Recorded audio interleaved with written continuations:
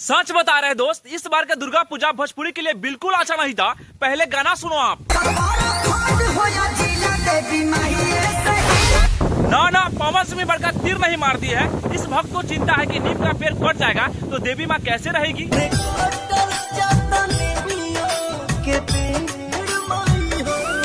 वो एक आप ही का देवी माँ नहीं है, जगत ब्रह्मांड के देवी माँ है। नीम का पेड़ कटने से देवी माँ का दिक्कत नहीं होगा, वो हम सभी का ही दिक्कत होगा। देखिए पवन सिंह गाते क्या है, लोगों ने ये मायने नहीं रखता, उनकी आवाजों के दीवाने हैं लोग। जरा गाना छोड़ के आवाजों पर ध्यान दे तो।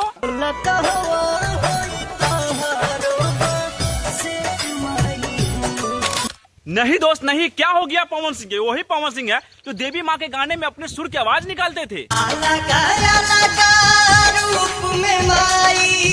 जगत जननी माँ दुर्गा से वो मांगते थे।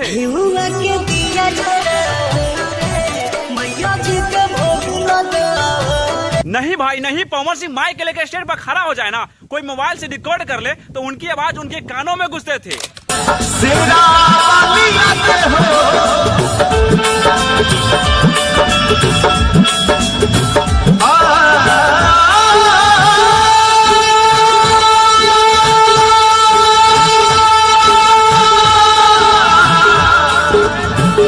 अरे भैया ये 2024 के पावर स्टार है, इनको यही चिंता लगा हुआ है कि नीम का पेड़ कट जाएगा तो माँ दुर्गा कहाँ जाएंगे।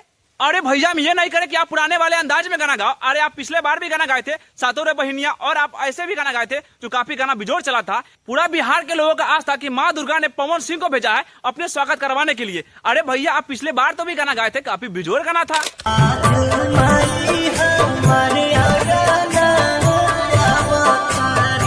ये गाना में उतना ठीक नहीं था जितना ठीक कहा जा सकता है। अरे भैया पहले के अंदाज में गाना गाइए ना, जो लोगों के झूमने पर मजबूर कर देगा।